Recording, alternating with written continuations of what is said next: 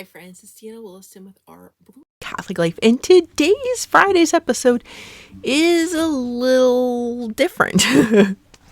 So today I want to talk about a book I read recently. You can see I got it at the Moon Pie General Bible and Book Warehouse. But it's more about the topic. Odd placement for the sticker there, right? Let's take that off. This is called Charles Dickens and the Street Children of London. And this book is important now and for our times as well. Can move that sticker. I'll go ahead and put that on the back. This author talks about children in desperate situations. They also wrote about the orphan train. There were some other books, does it say here?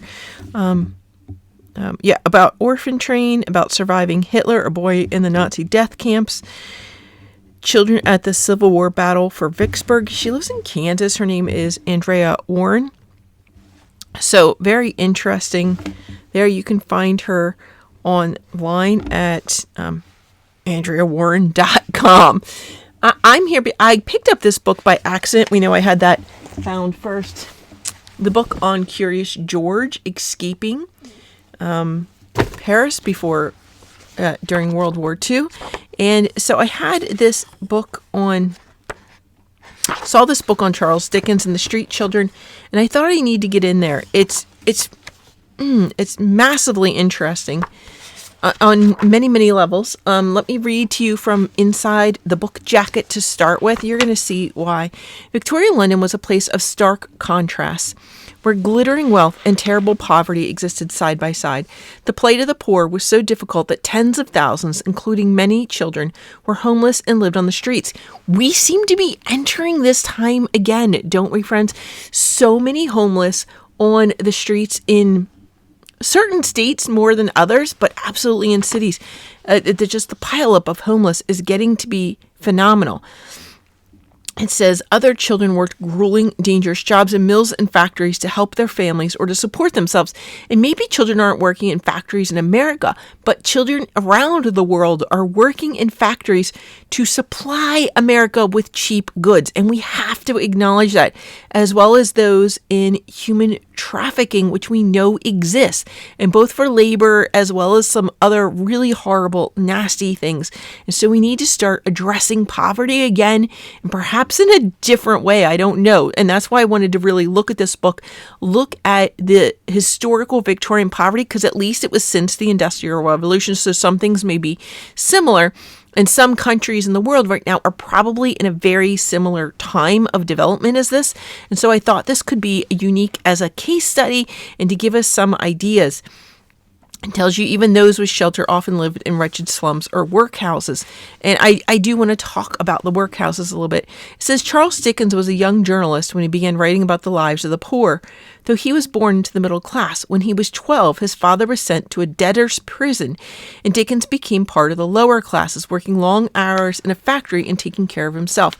He was so poor that he knew that he could end up on the streets with the other destitute children, and he never forgot that experience. And you can see that flavor of that in many of his writings. He portrayed the poor as worthy people he knew them to be, deserving of help from the upper classes.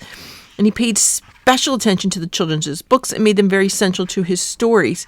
And he engaged readers' emotions, inspiring to work for social changes. And there are a number of social changes that actually came about in England because of Charles Dickens and his writing. And one of the unique ways he did that was serializing his stories so that they came out like one at a time in the newspapers, like one chapter at a time, piece by piece. And so that made it more affordable as well for the poor to read it. And the poor could be encouraged because here was somebody seeing their dignity and worth. And they could see that, as well as the rich were really buying up the newspapers, but then they would buy the books. And it really began some movements. It led to a time of introspection for people who were creating these situations. The book was copyrighted in 2011. It was by Houghton Mifflin Books for Children. Let's look just quick at the table of contents. So it's really a story of Dickens's life and how he became involved in the movement. Let's read some of these titles are going to give you an idea. The Man in the Shadows, The poor people of London. The early years, a working class boy, growing up, becoming a writer. The workhouse, Oliver Twist. The sea captain who rescued foundling children. And that's a movement that's happening again. Foundling children. We have baby drop-off boxes are becoming a reality again. And so we may need to just start discussing things like this. The great benefactors, Handel, Hogworth, and Dickens. Yes, that's Handel, the composer, Handel. Closing England's worst schools. And what do I mean by that? Some of their boarding schools. Sending ragged children to school. Giving from a charitable heart. A dedicated reformer. A friend to the poor. A complex father. An author of the ages. Then there's more in the back. Follow-up pages on Queen Victoria. The legacy of the workhouse. Child labor today. Foundlings and street children worldwide, how you can make a difference, more about Charles Dickens and his times, recommended websites, notes, bibliography and works consulted, major works by Charles Dickens, a note to readers, acknowledgments, and index. So let's draw you in here with the introduction. And you can see this book was actually written for like older, late middle school, perhaps. I'm not sure that I would give it to someone that age. Maybe I would probably put this more at high school, but it was actually marked as a young teen book. I don't know that I would give this to young teens, but we'll see. Perhaps because I grew up in the security of a large family in a small town, I have always been sympathetic to the plight of homeless children. That's interesting because many people grew up in the security of a large family in a small town and were not sympathetic to the plight of homeless children. But very interesting. This is where the author was. It says, My desire to help led me to adopt a child orphaned by the Vietnam War. As a result, my nonfiction books for young readers have covered the topic of children orphaned by war and also the estimated 250,000 homeless children who between 1854 and 1930 rode orphan trains across America in search of new families. While working in London for a few months several years ago, I became interested in how the British had dealt with homeless children in the past. In the 19th century, grinding poverty led to tens of thousands of abandoned and orphaned children living on the streets of both London and New York City. Today, both the American and British governments have well-established programs to help the poor and unfortunate, but back then it was left largely to charitable organizations, and assistance was often hit or miss. I'm not going to say that the government's programs are well across the board. They really aren't. I'd still say they're hit or miss. And although this book is really probably not going to go into it, I'm going to take the opportunity here to say something that may shock some of you, and others are going to nod your head in agreement. The amount of funding in this country that goes to Planned Parenthood. Some of you, I know, are going to argue it's keeping us from having poor children by killing them before they're born. Totally. I hate that idea. I am against that. Let's come right out and say it. And the fact is that money going to support Planned Parenthood, and you're saying it's not going to support abortions, but the fact is it's going to support a very specific kind of care, right? Planned Parenthood doesn't offer comprehensive health services for people. They offer a very specific subset of health services.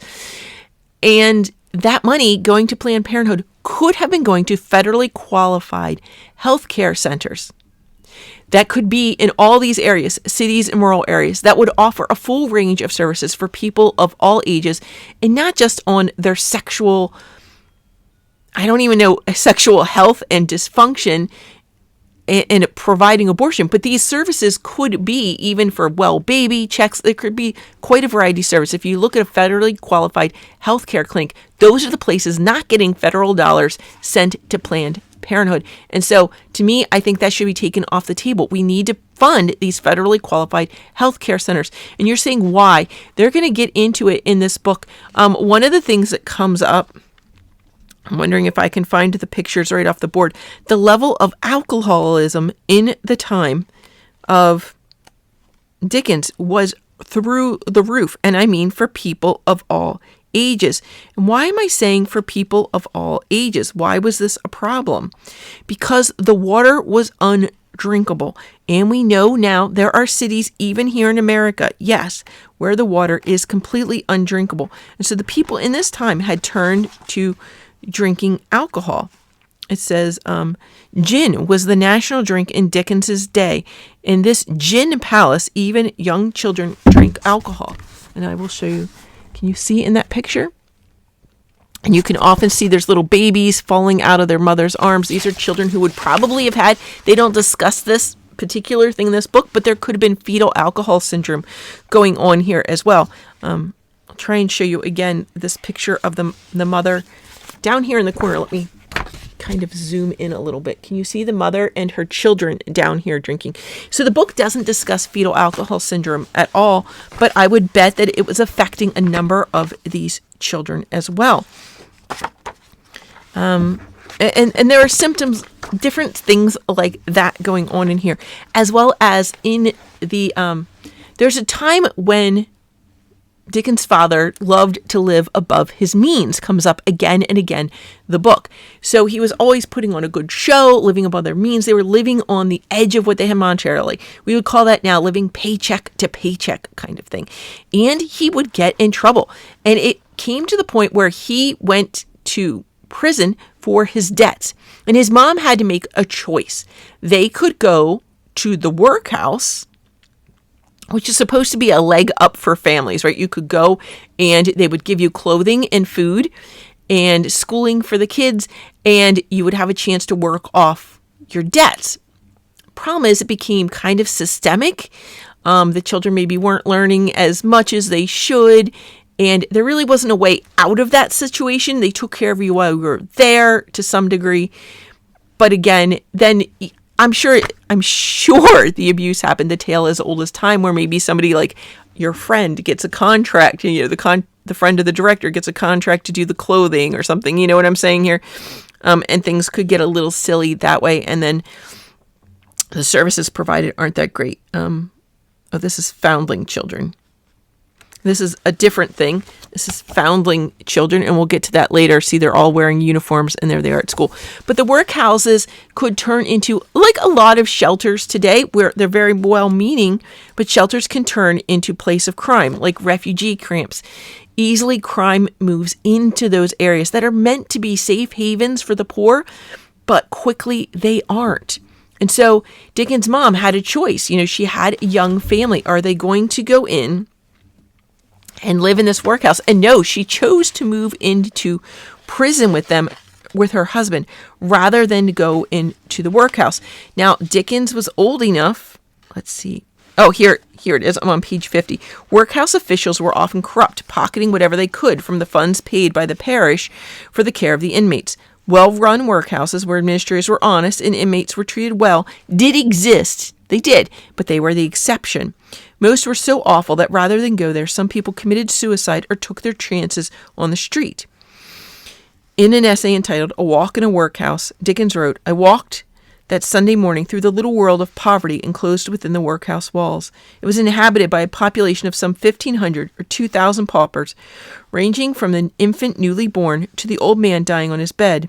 He saw groves of babies in arms, groves of mother and other sick women in bed, groves of lunatics, jungles of men in stone-paved downstairs day rooms waiting for the dinner, longer and longer groves of old people in upstairs infirmary wards, wearing out life, God knows how." They called people dropped children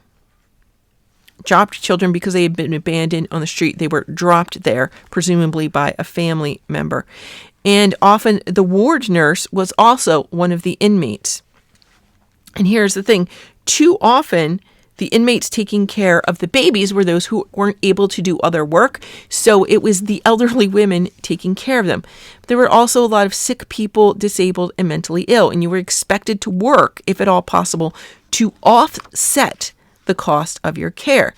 So it was the Poor Law, passed in 1834. It was the same year the British colonies abolished slavery, left workhouse inmates a little better off than slaves. They lived in misery and were forced, if they could do any work at all, to labor for their keep. And they didn't want you to choose the workhouse over an honest day's living in poverty outside. So they made it as miserable as they could. And you can argue that both ways as well. But so Dickens's mother actually chose to go into the prison and live there with her young family rather than go to the workhouse. That's how bad it was. Where did Dickens go? He went and was able to board somewhere, and he worked in a boot blacking company. What did he do in the boot blacking company? He put labels on bottles and things. So I always thought that he was actually a shoe shine boy, but he was not. He worked in the factory for it. Eventually, the family was able to come out of debt. It was here when, this is page 25, talking about when he was a working class boy. On his first day of work at Warren's blacking factory, Charles Dickens was horrified to learn that he would be doing common labor alongside working class boys. He'd been raised to believe that the lower classes were undeserving of anything better and were so dirty that he could be contaminated by them. And so it was just so humiliating for him. With no one said anything to him, they just sent him into this situation. And so he was absolutely horrified. Sorry, I don't see the age of his, but he worked for 10 hours a day, 6 days a week. I wish I could see, remembering how old he was, but I don't see it. Those earnings were of some help to a mother. So he did try and take everything he could to his mom and his siblings in the jail so that they could have some things. So every day he walked 3 miles through London's grimy streets to get to work. He smelled coal tar, tobacco, and the food sold in the street stalls. Because of London's huge docks and shipyards, he saw travelers from around the world and heard every possible language. He would peer at things in the windows and hear the bell of St. Paul's Cathedral.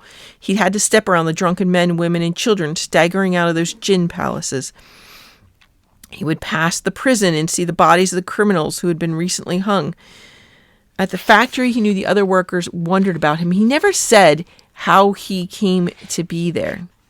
But he did speak in a more refined manner, so a lot of them called him the young gentleman, and he did make a friend there as well. Sorry, I apologize. I know it says somewhere his age, but I don't see where it is.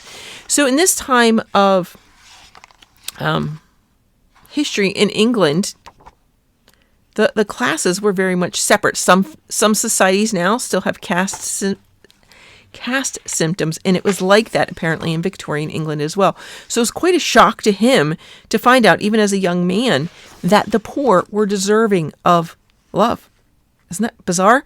The chimney boys that we see so drawn in other examples of this time and period, it's because the boys were small that you could shove them up chimneys, but they would often die up there or fall to their deaths. They were covered with soot, and that greatly shortened their life expectancy as well, right?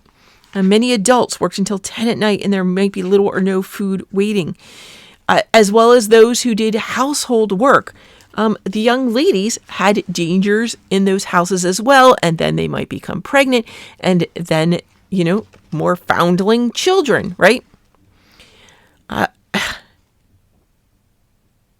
It talks about then he goes into the foundling children's schools, how he and Handel, Hogarth, and Dickens supported those schools and worked for reform. And that is a beautiful light and a great case study. Handel's Messiah was actually performed at the school, and so that it was always a charity concert there for them, as well as one of these, I'm guessing that was Hogarth, must have been the artist. And again, he painted some great pieces of art that were for them. Yes, here it is, Hogarth's self-portrait.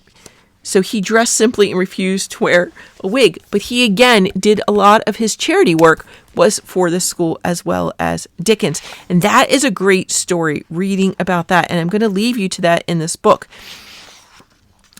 Then Dickens went on to look at local boarding schools. They were in the Yorkshire area of northern England. And the boys were coming home with sores. And then you find out there was quite a bit of mistreatment there. And boys went blind. Says there was a highly publicized case in 1823. Parents of 2 boys who went blind from untreated infections sued their son's headmaster. It was revealed at the trial that the food often had maggots in it, and an average of 5 boys had to share each flea-infested bed.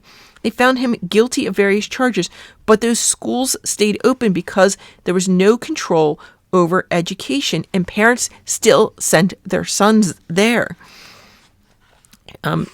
So many different elements and how he got the reform there. So there's many different articles in here about different things, and then they're going on. The upper classes debated endlessly about educating the poor. If poor children learned to read, write, and do simple math, they'd increase value as workers. But if they could read and began to learn, they might want to better themselves and would be less accepting of their dismal lot in life. Like, these are seriously concerns. Are those things that are still influencing school policy today? You have to wonder when you hear about the rate of people in city schools who still can't read. This book is a great testament to how Dickens was somebody who was affected by poverty and the changes that he made. And he really gets you to look at both your life and the society you live in and how you can exact changes. You can sit around and wait for the government to do it and force them to do it, or you can do it yourself. A lot of doing it yourself really seems to work, but then what are the oversights? It's a complex thing. Child labor today. The United States and England and most other Western countries have strict laws regarding child labor, but the United Nations estimates that the worldwide 1 in 6 children under the age of 15, a total of 150 million children in all, work full time. Does that not blow your mind? It's nearly Christmas, friends. Those children are working full time. 1 in 6 children in the world are working full time. Children laboring in hazardous conditions, targets of abuse and exploitation. Few of them are able to go to school. Most will live their lives in poverty. International organizations try to protect and educate child laborers, but often run into indifference or resistance from governments, local authorities, and parents. Then you can talk about foundlings and street children worldwide. And so much of this, I'm going to turn to Catholic social teaching here. So much of this, and what you see Dickens doing, is efforts called subsidiarity. You have to start at the smallest levels. And that is the problem we see in a lot of the different government programs and larger organizations. The bigger the organization is, it's kind of the easier it is to corrupt, which sounds crazy. But when you work on your local level, you can get to know the people, get to know what services they really need, and really get in and help out people. So one great way to do that is to volunteer with your local parish, volunteer with your local church, to help the people in your own community. Am I telling you not to help people in other communities? Absolutely not. But we do need to start local and small because we have the most control over that. And so the least chance of being corrupt because you're right there, your boots on the ground. You know, making a change begins with me, like they say. I think if you grew up in the 70s and 80s, you always heard that song, "Let Peace Begin on Earth," and let it begin with me. And that is going to make the difference. And just like we talk about in our Christmas videos, you won't have watched that yet, but watch our Christmas video talking about, we've talked about before, the book, The Soul of the Apostolate, going back to Christ, the well of love, God the Father overflowing with Jesus and the Holy Spirit, all that overflowing. And we go back to fill up, and we're going to take our buckets. And as our buckets are full, they're going to overflow.